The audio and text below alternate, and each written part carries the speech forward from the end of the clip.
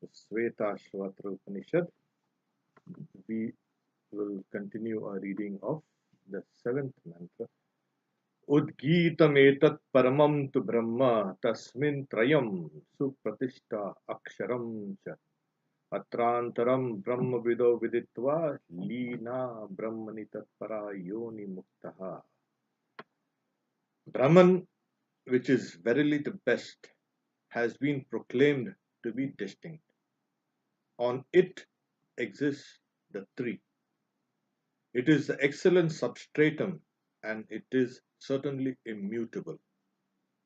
The knowers of Brahman, having realized the distinction here and remaining absorbed in it, get merged in Brahman and become freed from birth. How's the translation there? It's okay? This one is it's more or less close, yeah, but it's not exact. It's close.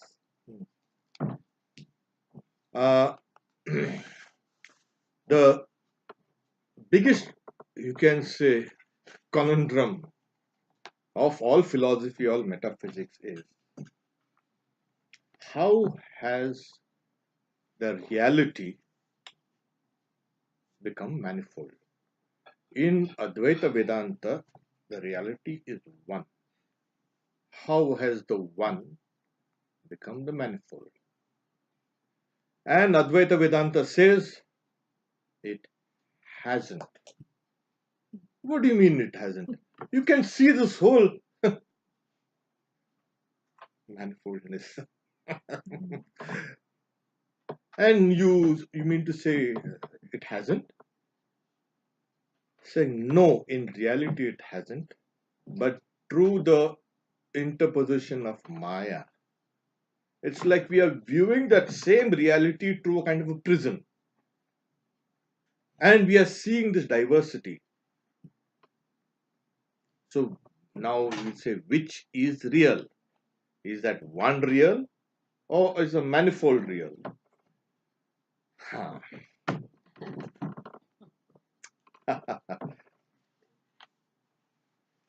When you see the one in the manifold and the manifold issuing out of the one, you've seen the reality.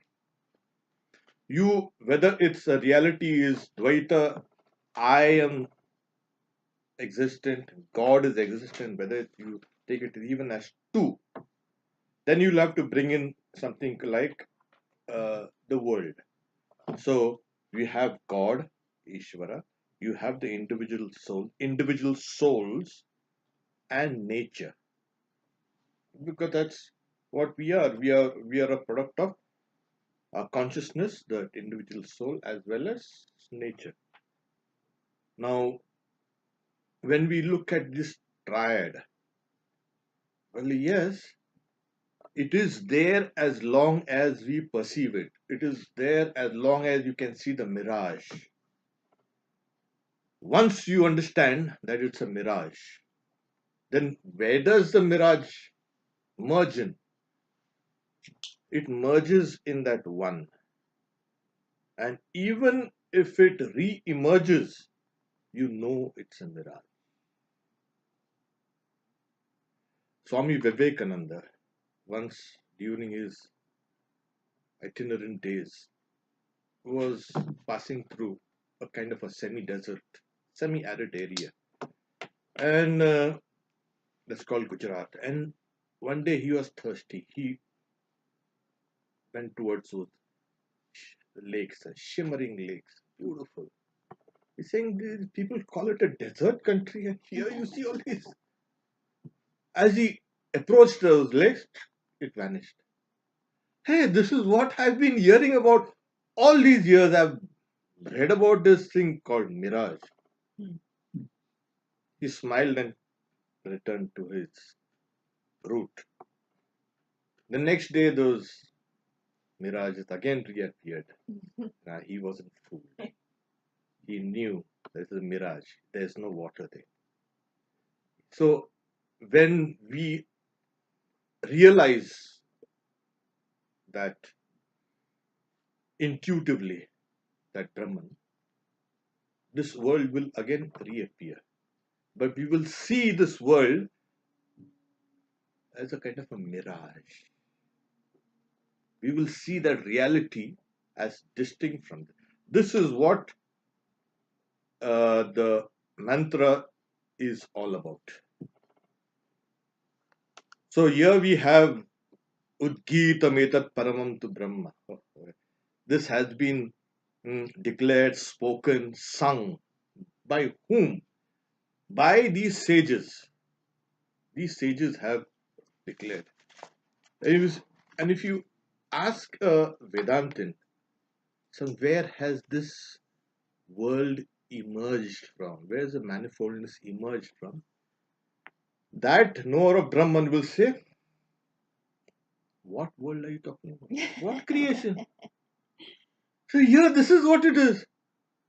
I don't experience it. Amazingly. So, who is right? Either we are in ignorance or that guy is in ignorance. But then we call these people as omniscient. They become omniscient. Once you realize the reality, you become omniscient. And we are in the state of ignorance.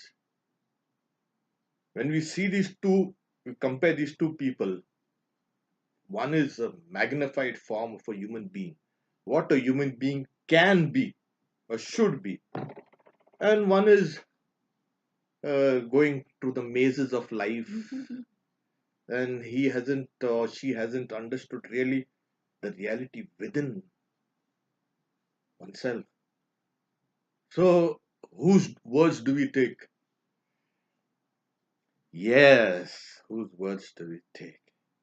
Now, when these scriptures declare it like this, there will come a time when our experiences of this world will be transcended and we will experience something like this. This is the first sign of authentication.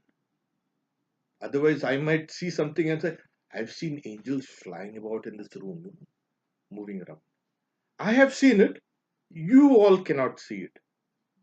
There's something wrong with this kind of realization. I have seen it. Everyone should be able to see it. And this Svetasvatara Rishi, he is declaring, it's saying Udgitam. It's been proclaimed for hundreds and thousands of years. Those who have, it's not only in a Vedantic tradition that these people have. You find people even outside this tradition, Vedantic, so-called Vedantic tradition, in certain states of mind, they experience this. We've got a, you can say this, very strong records of even Plato. While he was in Alexandria, he experienced this kind of supreme reality. And that's the time when he started writing all these books. Not before. And that's why what you have is Western philosophy is rests fully on Plato. And the rest of Western philosophy are just, footnotes or endnotes. Because he spoke through realization. This is the first thing that one should check whether that person speaks through realization or no. If it is an intellectual, you can say argument, you can bring another intellectual argument and destroy that. But all this is realization. Whether it is practical or no, Swami Vivekananda is very clear that this Vedanta philosophy was practical first and then philosophical next. While we have to go through the philosophical side first and then,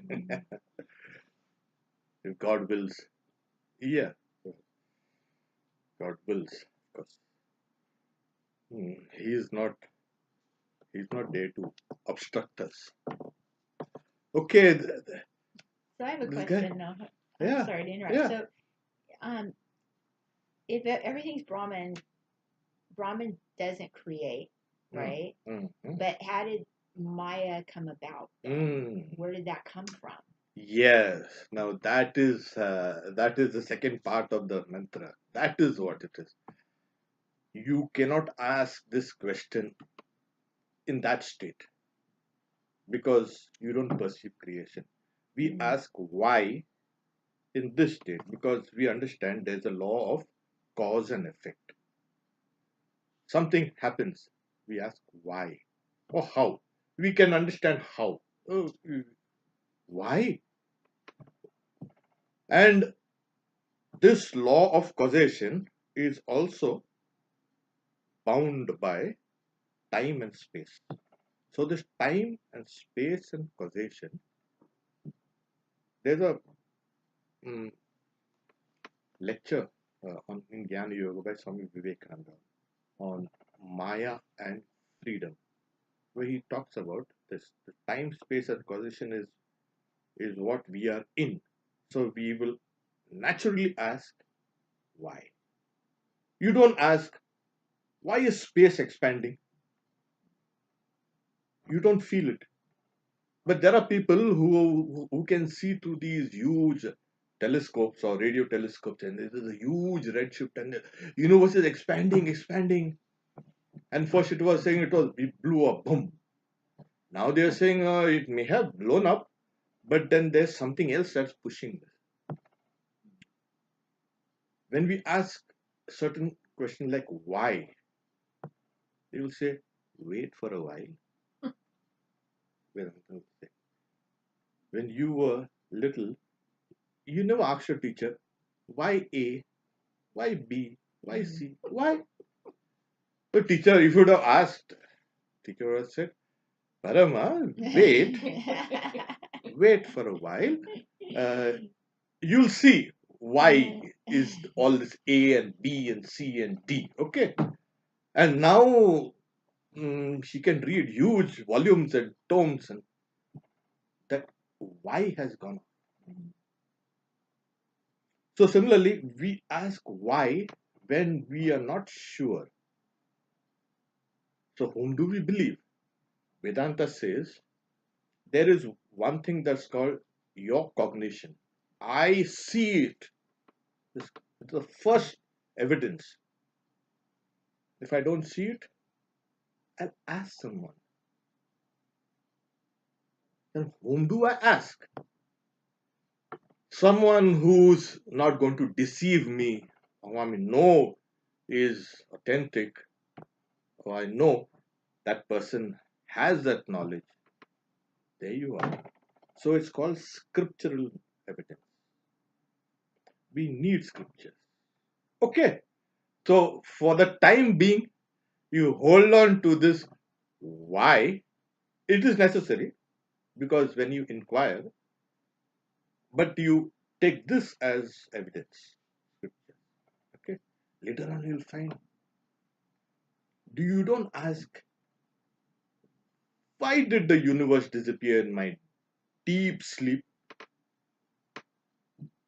For you, it has disappeared. I'll say it shouldn't have disappeared. What will I do in case I don't emerge out? Where will I go? In case I emerge out, where will I go? Certain things I fall and fall into a swoon. I hit my head and fall into a swoon. Then what happened? Why? Where's this universe gone?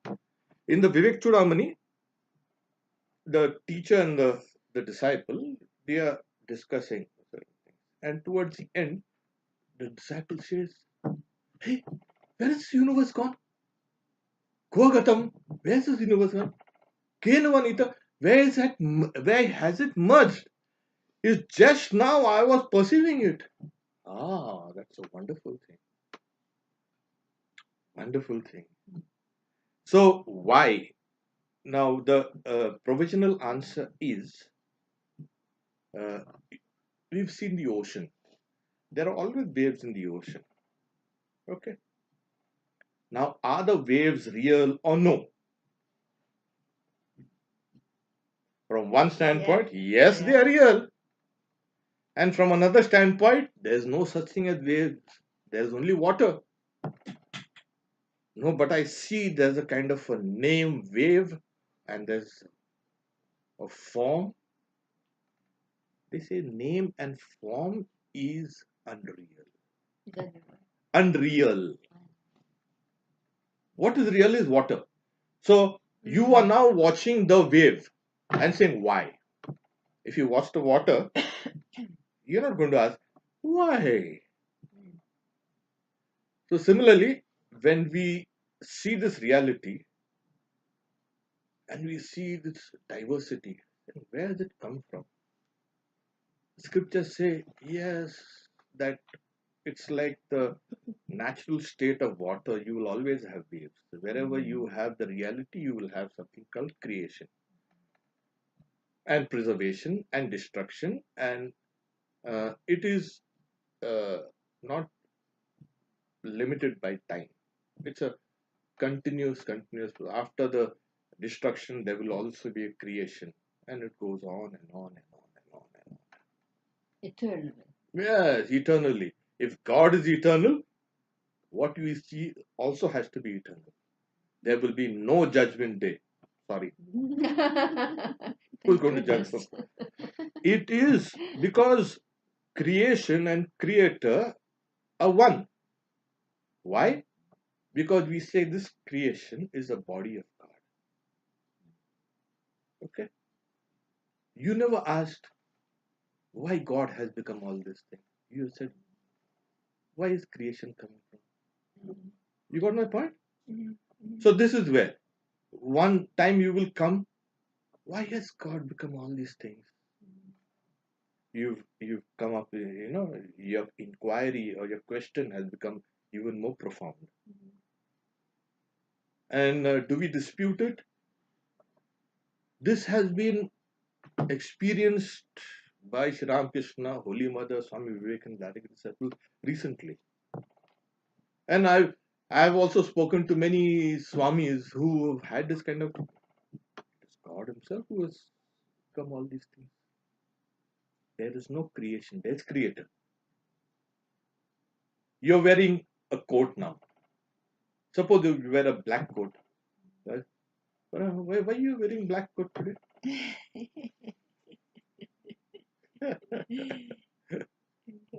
This is where I'm not looking at you, I'm looking at the coat. Why? I look at you. There you are. It's my will. Yeah. What is that to you? Yeah. So we put it like, no, God wills. Or the nature of reality is to emerge out in a kind of a manifoldness creation. Okay? I get it, yeah. Okay, fine. Good. Yeah. Now, we take the second line in the mantra, Tasmin Trayam. Here, Trayam is three. On it are established three. What is three? We come back to Parama's question, why? What is that? The gross world, the subtle world, and the causal world. Sri Ramakrishna gives a very nice illustration. A snake has venom in its gland, but that venom does not harm that snake. But if it bites someone, that person is going to die. Possibly if there is no antidote around. So Brahman has this manifoldness within it. Now, suppose I say Brahman has this manifoldness as part of its nature. Then you'll say, then Brahman undergoes modification. Because we see these things modified. It's being modified every moment right now. We don't see those small changes. We see massive changes.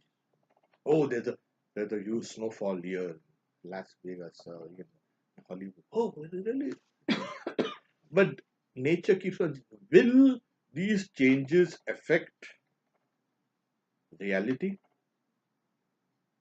Now, if it affects reality, then why bother about realization? Because your realization also will be modified. If I realize Brahman and that Brahman is again modified by this, then there's no point in my getting modified realization. It might turn into bondage tomorrow. You got my point? So why should I strive for anything? For realization or something like that? Because I know it's useless. Brahman is distinct and this is distinct from each other. How these two things have come together, Swami Vivekananda in his first paper on Hinduism at Chicago in 1893 says, the Hindu says, I do not know. Yes, I do not know how the infinite has become the finite. I do not.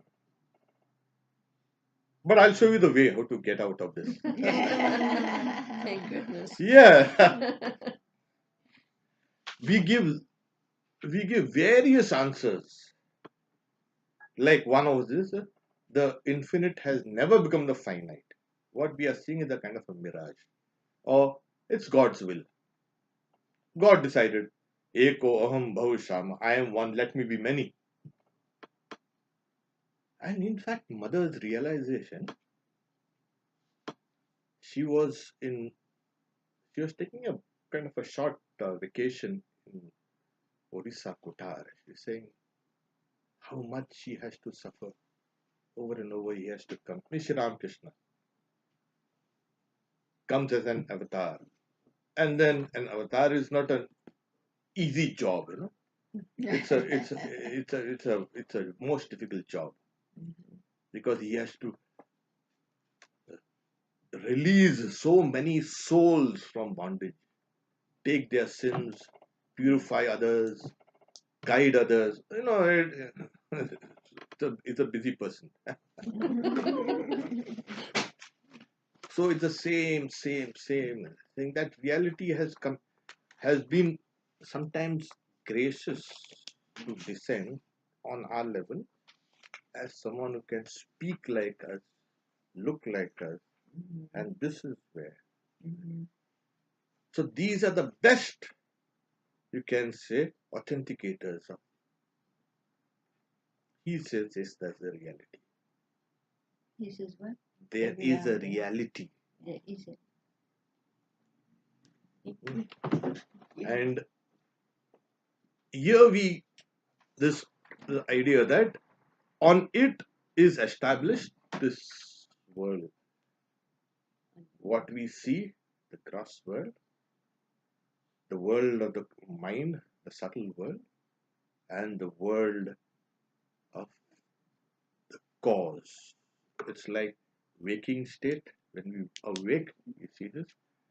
Dream state is said to be, yes, of the mind, the mind, bringing out all these various thoughts. It's just because you're not aware of your body. And in deep sleep, we merge in that and we emerge from there. We merge in that. So that is held as a cause. The causal universe, the subtle universe, and the gross universe. It's not that these are three. They are actually one, but we can intellectually, divide them into this is it, this is it. Okay. Because as we are now in the waking state, we see that the mind also operates. It's not that it's only that in the deep sleep, in the sleep state or dream state, we are in touch with the mind. No, it's there with us all through. Even the causal state is also What? causal state is always there present. Always. So intellectually we have divided, but then so here we have these three things here. On the macrocosmic scale, yes, I am part of the whole. You also part of the whole. You also part of What is this whole? This same reality manifests in this external world also as the gross universe, which is the body of God, which is called the Virat.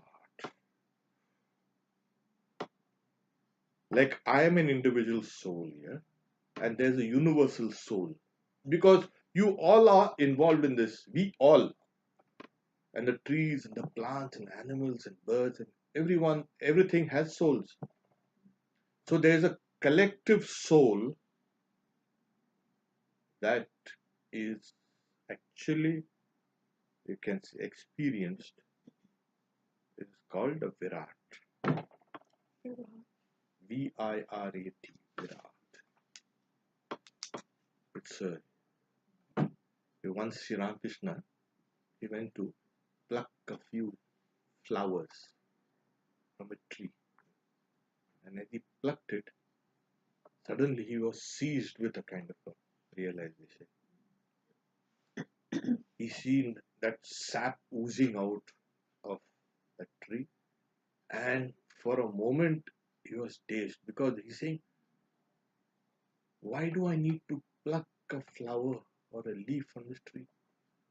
He saw all the trees and all the flowering shrubs as like they were garlands round that cosmic form of God. And everything was like he was adorned with all these. So he's saying, after that, my plucking of flowers was over. He experienced everything as that cosmic, you can say, body of God. There it is. So, how come we are separate, all separate? Yes, yeah. Yes, everybody are one. Mm. At the same time. Yes, yes, yes, yes. And this oneness is felt by everyone.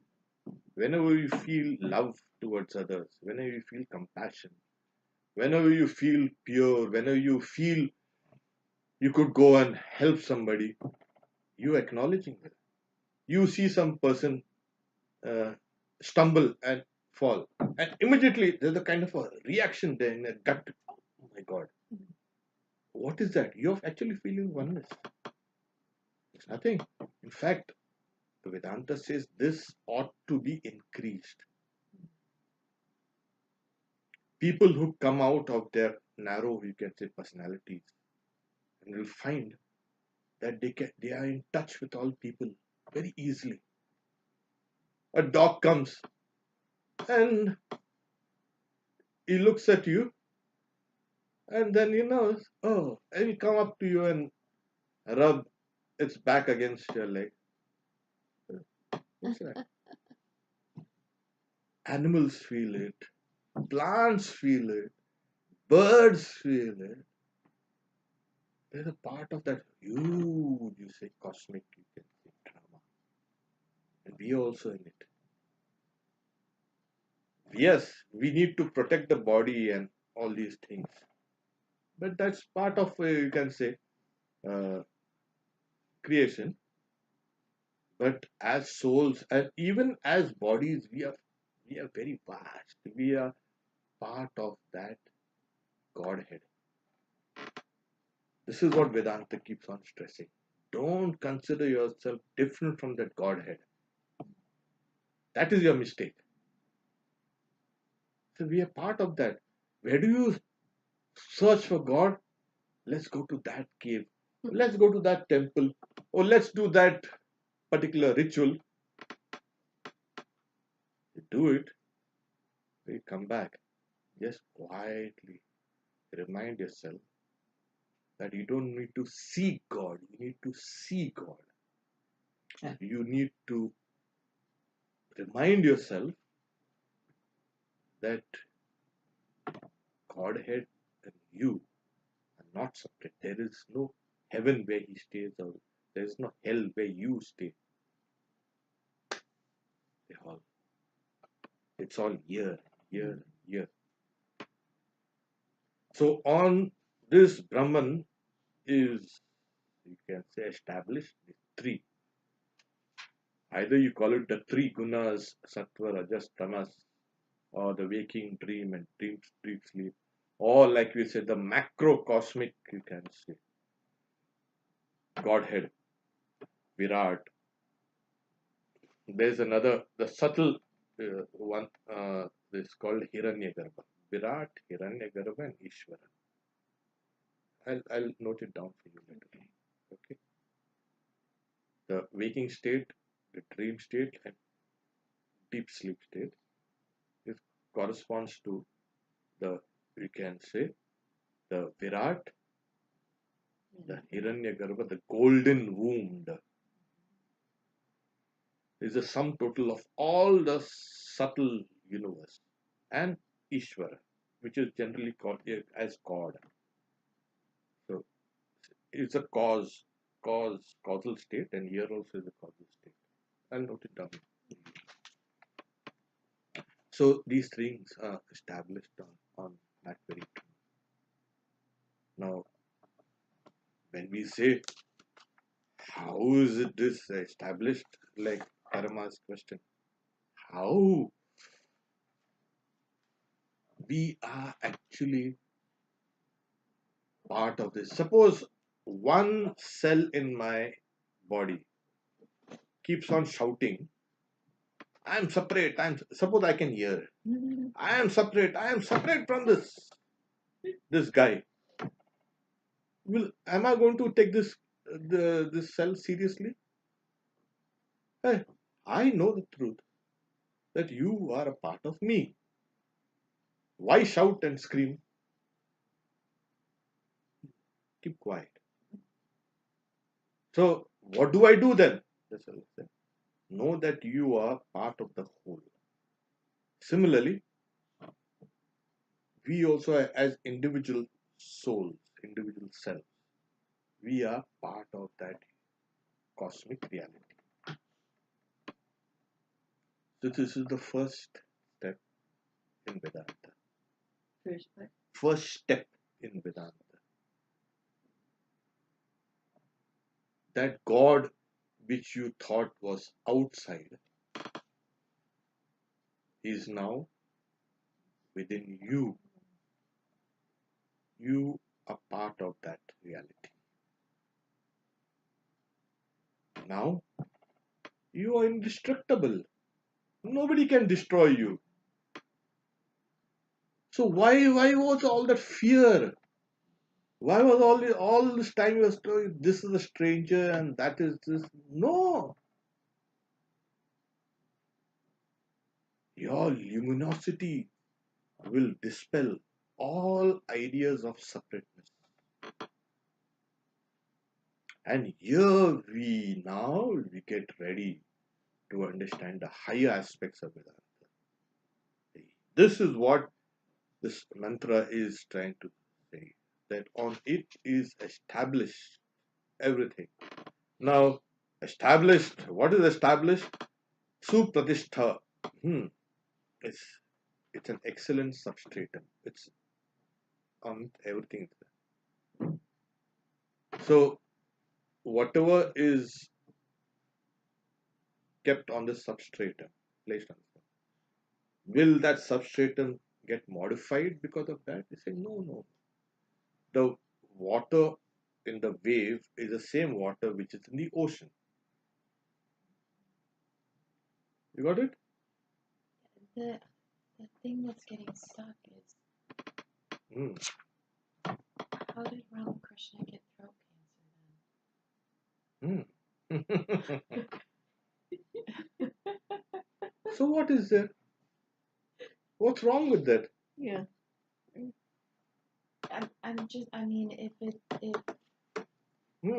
It's indestructible. Yes, the soul, he never got cancer in the soul. Right. He got cancer in the body. Yeah.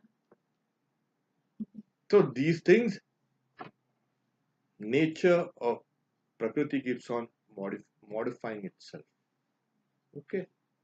These are the various modifications: old age, disease, death, birth, rebirth, and then childhood, and then youth.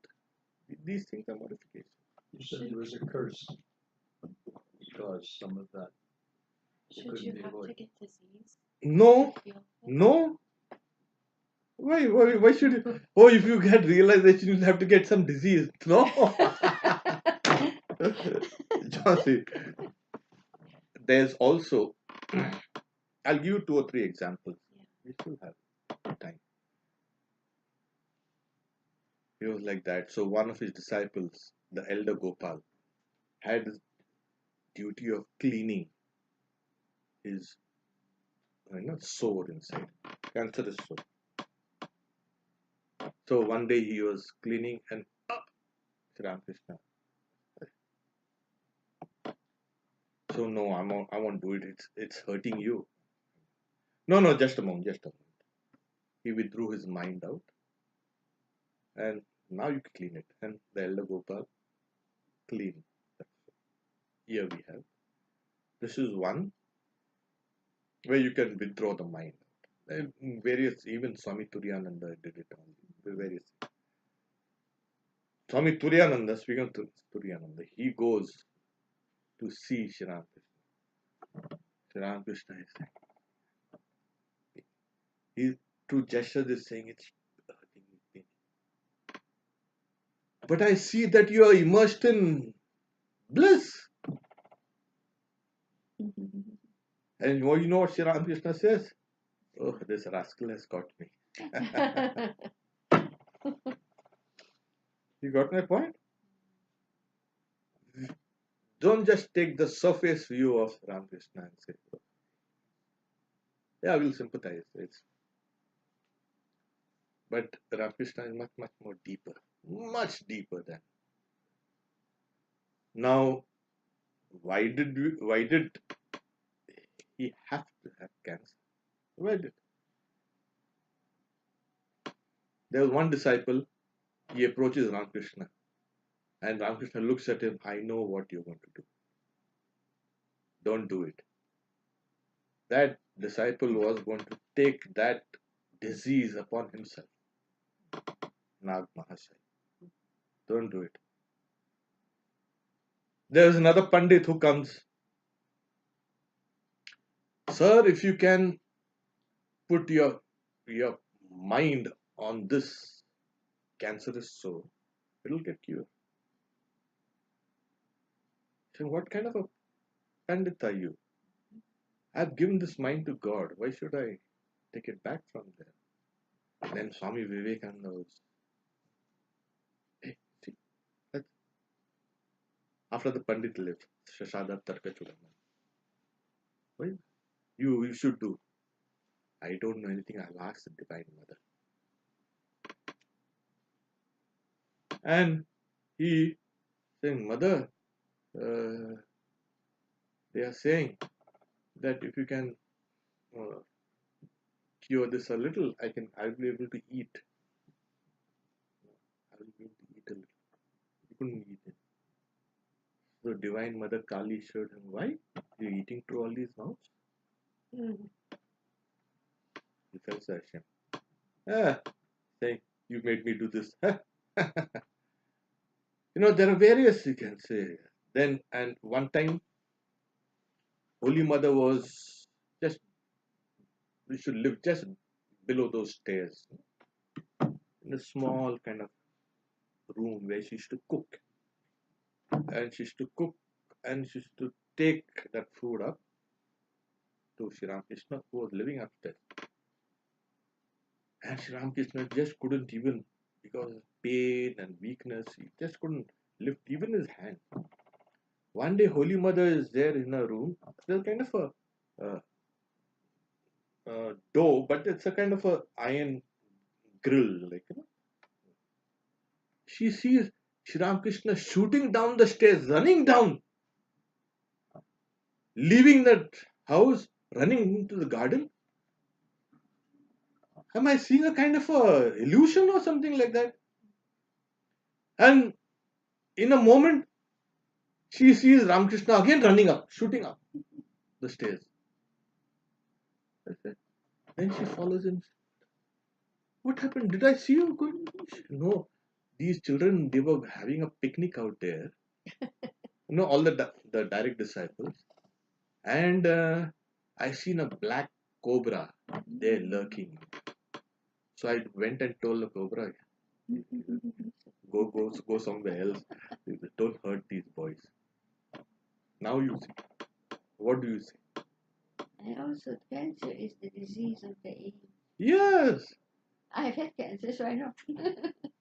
When an avatar comes with whatever signs, he or she has plenty of signs. If you study the sign, what Adrija Durga has says, we should know that this is what is going to be the disease of this age. And you see it, no? All types. But, of course, we should pray that nobody should suffer. That is the prayer, the universal prayer, that the Lord knows. And secondly, there's one, you can say, way of looking at Ramakrishna's cancer. He suffered for our sake, those who will come in the future. He suffered for this age. He took away most of the suffering that we would have had to undergo.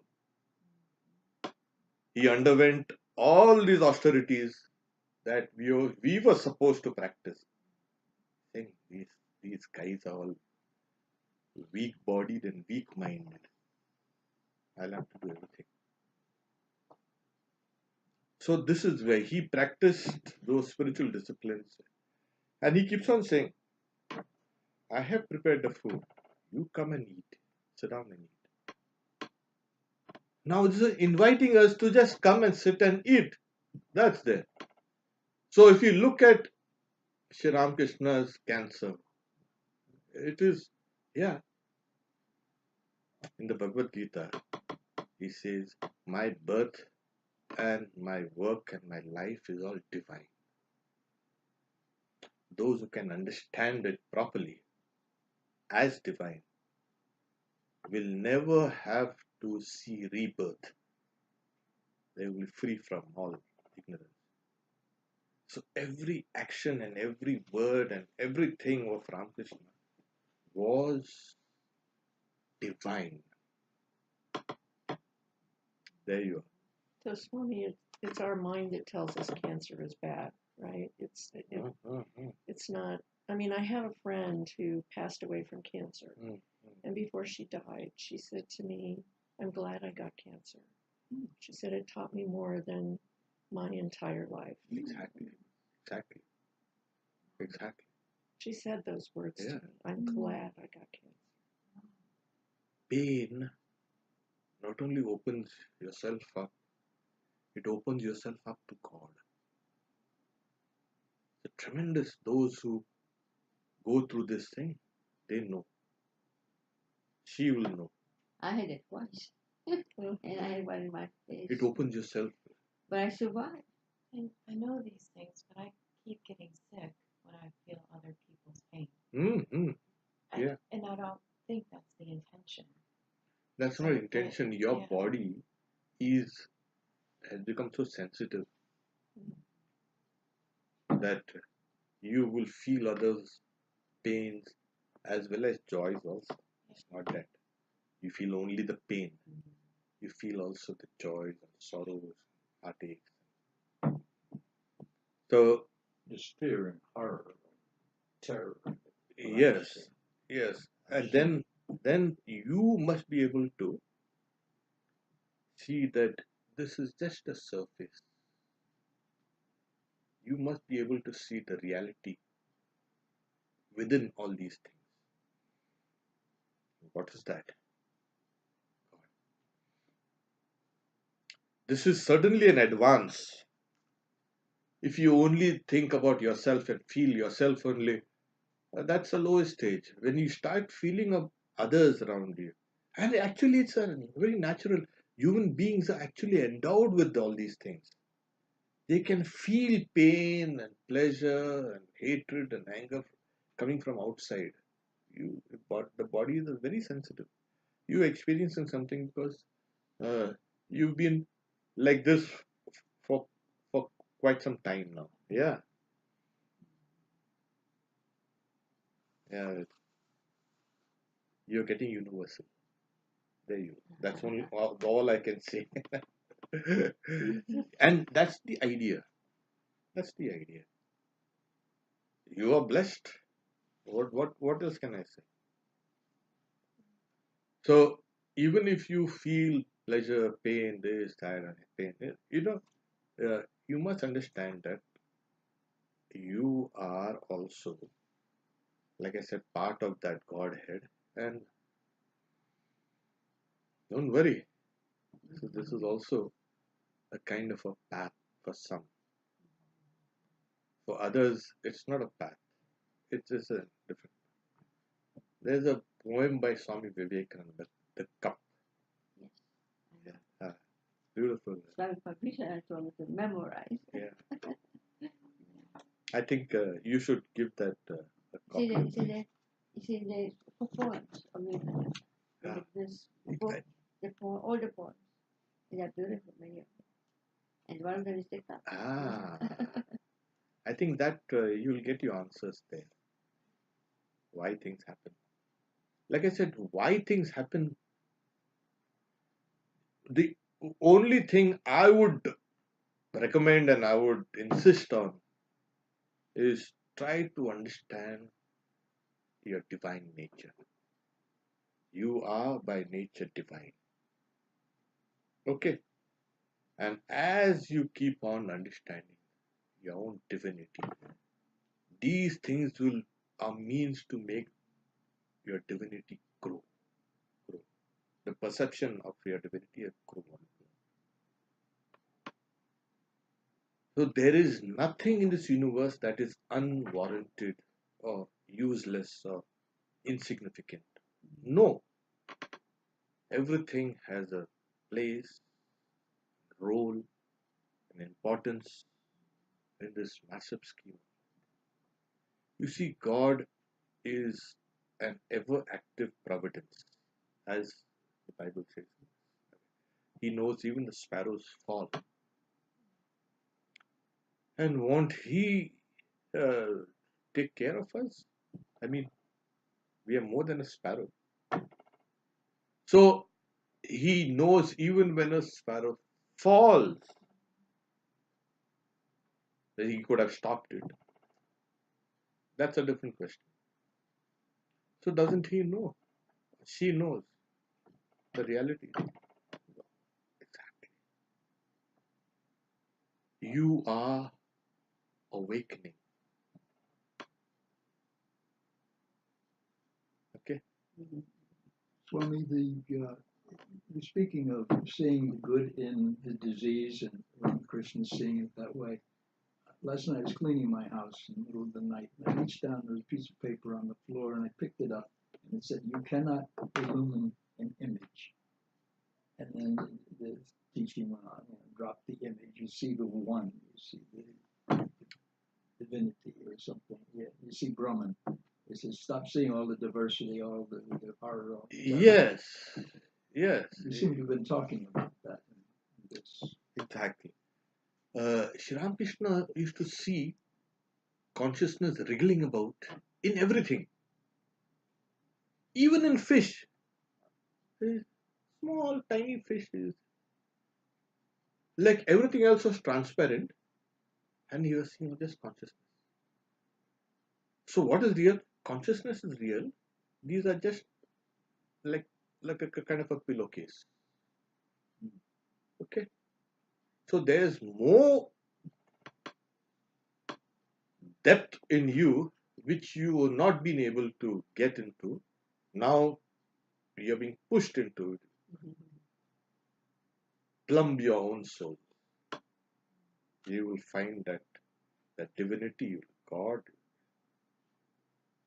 And you see, in every age, an avatar comes to make things easy, not to make things difficult. Identify with that avatar.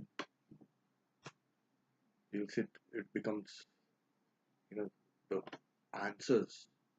I'll try to give you one answer after another.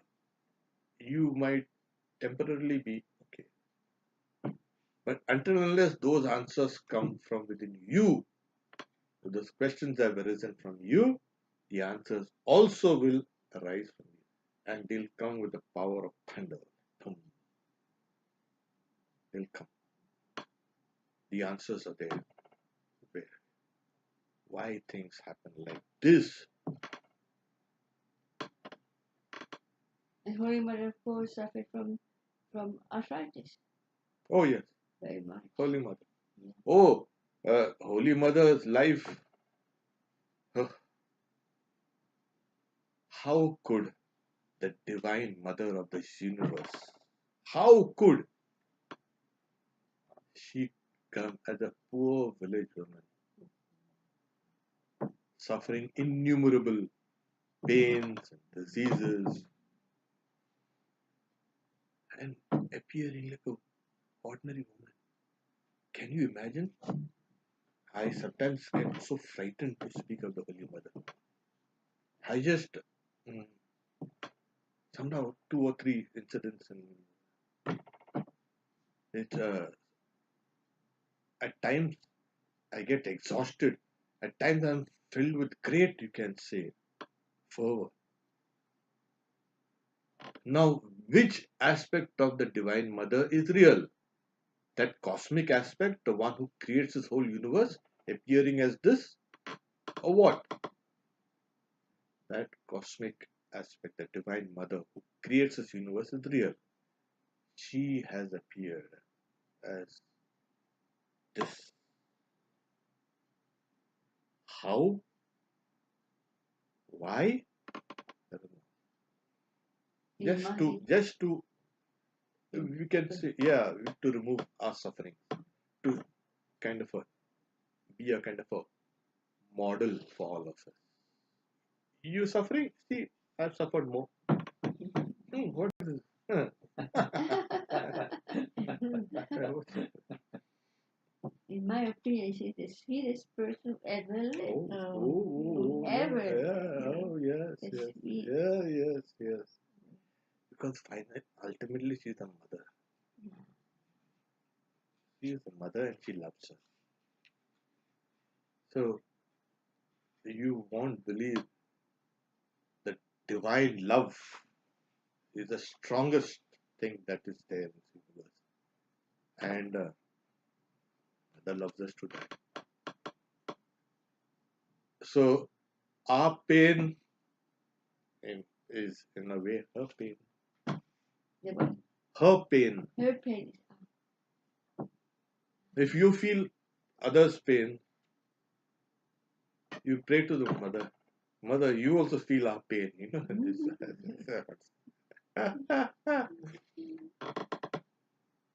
Help me to be strong.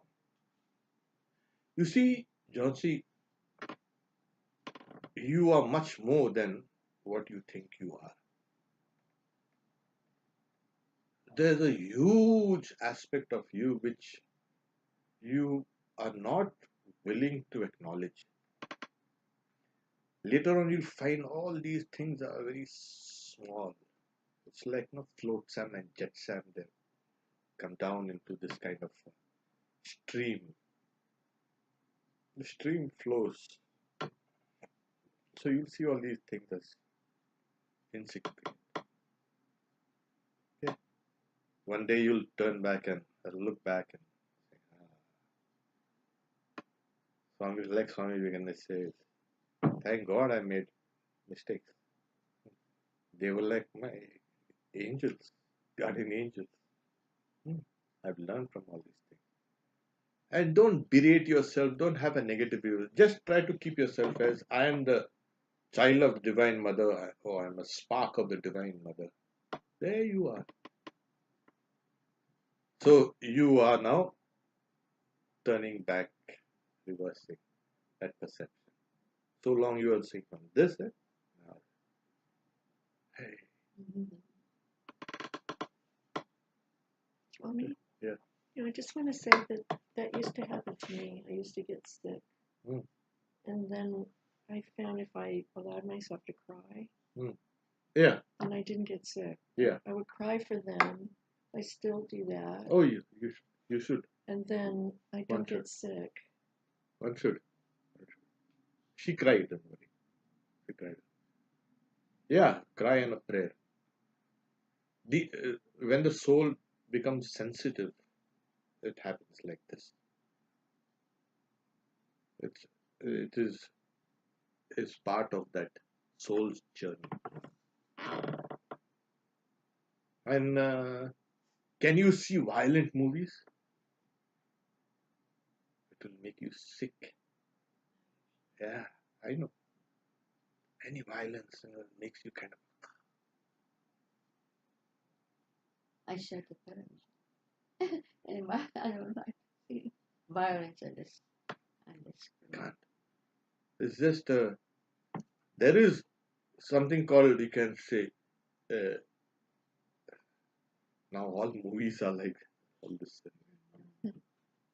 They hardly make any movies expressing some divine sentiment or human sentiment or large-heartedness or something like that.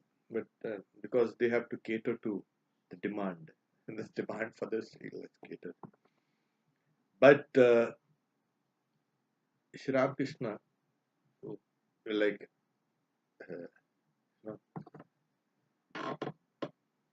Keshav Chandra Sen, one of his disciples, who was one of the leaders of this movement, the Brahmo Samaj, saying people like Ramakrishna should be kept in a kind of a glass cage, away from the vulgar eyes of the world. There you are.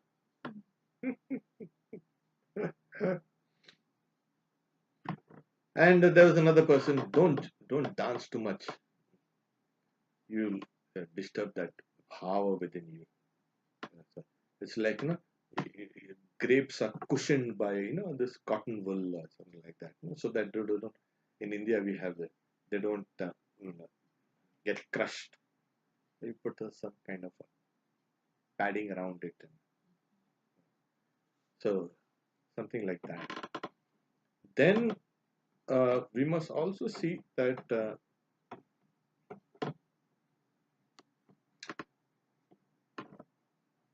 when you come to Sri Ramakrishna as one of his disciples who wrote a biography, says 10 lifetimes of karma are more or less like compressed in this one life. Things which would have rolled on and on and on, and you would have had to take another few bodies. All that thing is now pushed aside. So that life has become an intense life. That life has become a participatory life. That is, you are participating. No more things are just take it easy. Just let go. No, things are happening and you are there. No, each and everything, each and every day is now become precious and important. So we have these sensitive souls. But don't worry, even Swami Vivekananda, when you are speaking about those things in the inspired talks, he says that blessed are the souls who suffer pain, whose pain and suffering visit them quickly.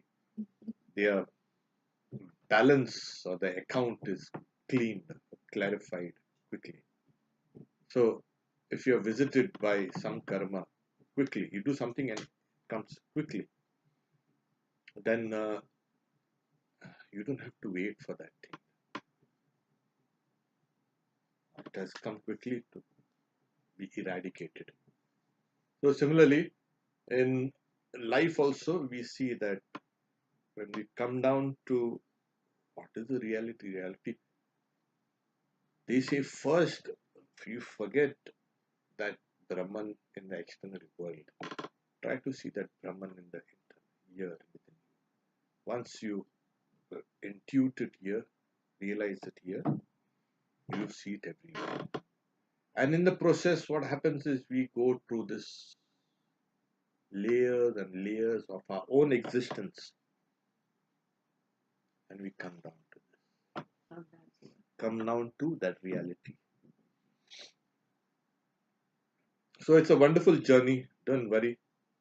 This is part of, you can say. Swamiji, Yeah. is an expression of intense living of karma. I'm going to have knee replacement soon.